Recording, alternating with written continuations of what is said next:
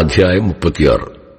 യോശിയാവിന്റെ മകനായി യഹൂദാ രാജാവായ യെഹോയാക്കീമിന്റെ 4-ാം ആണ്ടിൽ യഹോവയിങ്കിൽ നിന്ന് യിരെമ്യാവിനുണ്ടായ അരുളപ്പാടായത്: നീ ഒരു പുസ്തകച്ചുരുൾ മേടിച്ച് ഞാൻ യോശിയാവിന്റെ കാലത്ത് നിന്നോട് സംസാരിച്ചു തുടങ്ങിയ നാൾ മുതൽ ഇന്ന് വരെയും ഇസ്രയേലിനെയും യഹൂദായെയും സകല ജാതികളെയും കുറിച്ച് ഞാൻ നിന്നോട് അരുളി ചെയ്ത വചനങ്ങളൊക്കെയും അതിലെഴുതുക. പക്ഷേ യഹൂദാഗൃഹം ഞാൻ അവർക്ക് വരുത്തുവാൻ വിചാരിക്കുന്ന സകല അനർത്ഥത്തെയും കുറിച്ച് കേട്ടിട്ട് ഓരോരുത്തൻ താന്താന്റെ ദുർമാർഗം വിട്ട് തിരിവാനും ഞാൻ അവരുടെ അകൃത്യവും പാപവും ക്ഷമിപ്പാനും ഇടവരും. അങ്ങനെ യിരെമ്യാവ് നേര്യാവിന്റെ മകനായ ബാരൂക്കിനെ വിളിച്ചു. യഹോവ യിരെമ്യാവിനോട് അരുളി ചെയ്ത സകല വചനങ്ങളെയും അവന്റെ വാമൊഴി പ്രകാരം ബാരൂക്ക് ഒരു പുസ്തക ചുരുളിൽ എഴുതി. യിരെമ്യാവ് ബാരൂക്കിനോട് കൽപ്പിച്ചത്: ഞാൻ അടയ്ക്കപ്പെട്ടിരിക്കുന്നു, എനിക്ക് യഹോവയുടെ ആലയത്തിൽ പോകുവാൻ കഴിവില്ല.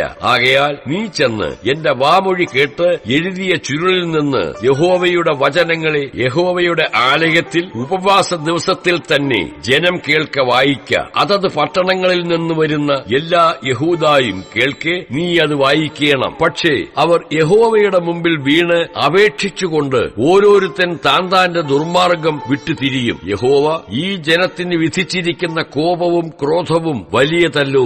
യിരെമ്യാ പ്രവാചകൻ തന്നോട് കൽപ്പിച്ചതുപോലെയൊക്കെയും നേര്യാവിന്റെ മകനായ ബാരൂക്ക് ചെയ്തു. യഹോവയുടെ ആലയത്തിൽ ഒരു പുസ്തകത്തിൽ നിന്ന് യഹോവയുടെ വചനങ്ങളെ വായിച്ച് കേൾപ്പിച്ചു. യോശിയാവിന്റെ മകനായി യഹൂദാ രാജാവായ യെഹോക്കിയാമിന്റെ 5-ാം ആണ്ടിൽ 9-ാം മാസത്തിൽ അവർ യെരൂശലേമിലെ സകല ജനത്തിനും യഹൂദാ പട്ടണങ്ങളിൽ നിന്ന് യെരൂശലേമിൽ വന്ന സകല ജനത്തിനും യഹോവയുടെ മുമ്പാകെ ഒരു ഉപവാസം പ്രസിദ്ധമാക്കി. അപ്പോൾ ബാരൂക്ക് യഹോവയുടെ ആലയത്തിന്റെ പുതിയ വാതിലിന്റെ പ്രവേശനത്തിങ്കൽ മേലത്തെ മുറ്റത്ത് ശാഫാന്റെ മകനായ ഗമര്യ രായസക്കാരന്റെ മുറിയിൽ വച്ച് ആ പുസ്തകത്തിൽ നിന്ന് യിരെമ്യാവിന്റെ വചനങ്ങളെ സകല ജനത്തെയും വായിച്ചു കേൾപ്പിച്ചു. ശാഫാന്റെ മകനായ ഗമര്യാവിന്റെ മകൻ മീഖായാവ് യഹോവയുടെ വചനങ്ങളൊക്കെയും പുസ്തകത്തിൽ നിന്ന് വായിച്ചു കേട്ടപ്പോൾ അവൻ രാജഗൃഹത്തിൽ രായസക്കാരന്റെ മുറിയിൽ ചെന്നു. അവിടെ സകല പ്രഭുക്കന്മാരും ഇരുന്നിരുന്നു.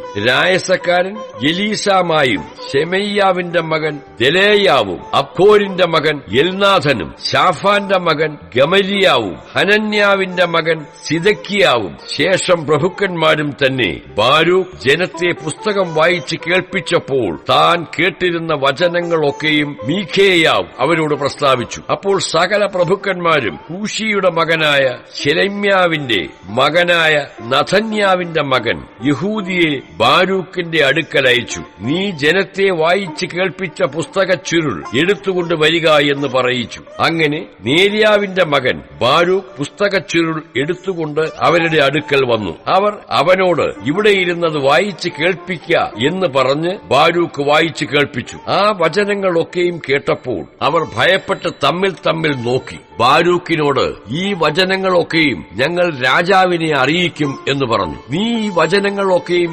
എങ്ങനെയാകുന്നു എഴുതിയത്? അവൻ പറഞ്ഞു തന്നിട്ടോ ഞങ്ങളോട് പറക എന്ന് അവർ ബാരൂക്കിനോട് ചോദിച്ചു. ബാരൂക്ക് അവരോട്, അവൻ ഈ വചനങ്ങളൊക്കെയും പറഞ്ഞു തന്നു, ഞാൻ മഷി കൊണ്ട് പുസ്തകത്തിൽ എഴുതി എന്നുത്തരം പറഞ്ഞു. അപ്പോൾ പ്രഭുക്കന്മാർ ബാരൂക്കിനോട്, പോയി നീയും യിരെമ്യാവും കൂടെ ഒളിച്ചുകൊള്ളുവിൻ, നിങ്ങൾ ഇന്നയിടത്തിരിക്കുന്നു എന്ന് ആരും അറിയരുത് എന്ന് പറഞ്ഞു. അനന്തരം അവർ പുസ്തകച്ചുരുൾ രായസക്കാരനായ എലീശാമായുടെ മുറിയിൽ വച്ചേച്ച് അരമനയിൽ രാജാവിന്റെ അടുക്കൽ ചെന്ന് ആ വചനങ്ങളൊക്കെയും രാജാവിനെ ബോധിപ്പിച്ചു. രാജാവ് ചുരുൾ എടുത്തുകൊണ്ടുവരുവാൻ യഹൂദിയെ അയച്ചു. അവൻ രായസക്കാരനായ എലീശാമായുടെ മുറിയിൽ നിന്ന് അത് എടുത്തുകൊണ്ടുവന്നു. യഹൂദി അത് രാജാവിനെയും രാജാവിന്റെ ചുറ്റും നിൽക്കുന്ന സകല പ്രഭുക്കന്മാരെയും വായിച്ചു കേൾപ്പിച്ചു. അന്ന് 9-ാം മാസത്തിൽ രാജാവ് ഹേമന്തഗൃഹത്തിൽ ഇരിക്കുകയായിരുന്നു. അവന്റെ മുമ്പാകെ നെരിപ്പോട്ടിൽ തീ കത്തിക്കൊണ്ടിരുന്നു. യഹൂദി 3-4 ഭാഗം വായിച്ച ശേഷം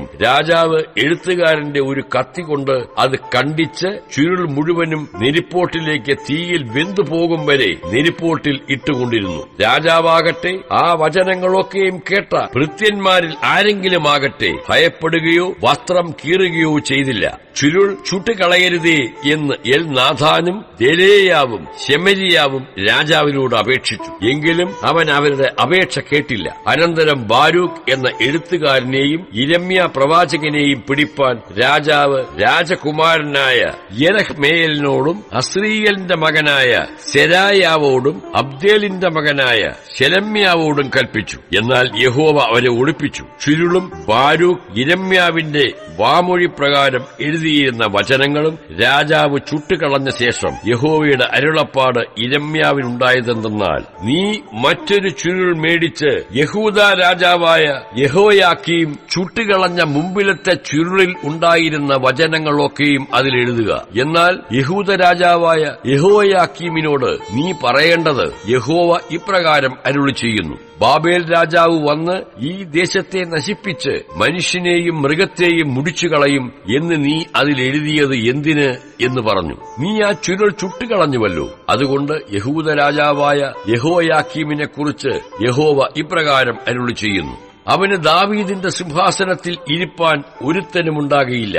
അവന്റെ ശവം പകൽ വെയിലും രാത്രിയിൽ മഞ്ഞും ഏൽപ്പാൻ എറിഞ്ഞുകളയും. ഞാൻ അവനെയും അവന്റെ സന്തതിയെയും ഭൃത്യന്മാരെയും അവരുടെ അകൃത്യം നിമിത്തം സന്ദർശിക്കും. അവർക്കും യെരൂശലേം നിവാസികൾക്കും യഹൂദ പുരുഷന്മാർക്കും വരുത്തുമെന്ന് ഞാൻ വിധിച്ചതും അവർ ശ്രദ്ധിക്കാത്തതുമായ അനർത്ഥമൊക്കെയും ഞാൻ അവർക്ക് വരുത്തും. അങ്ങനെ യിരെമ്യാവ് മറ്റൊരു ചുരുൾ എടുത്ത് നേര്യാവിന്റെ മകൻ ബാരൂക്ക് എന്ന എഴുത്തുകാരന്റെ കയ്യിൽ കൊടുത്തു. അവൻ യഹൂദ രാജാവായ യഹോയാക്കീം തീയിലിട്ട് ചുട്ടുകളഞ്ഞ പുസ്തകത്തിലെ വചനങ്ങളൊക്കെയും യിരെമ്യാവിന്റെ വാമൊഴി പ്രകാരം അതിൽ എഴുതി. അതുപോലെയുള്ള ഏറിയ വചനങ്ങളും ചേർത്തെഴുതുവാൻ സംഗതി വന്നു.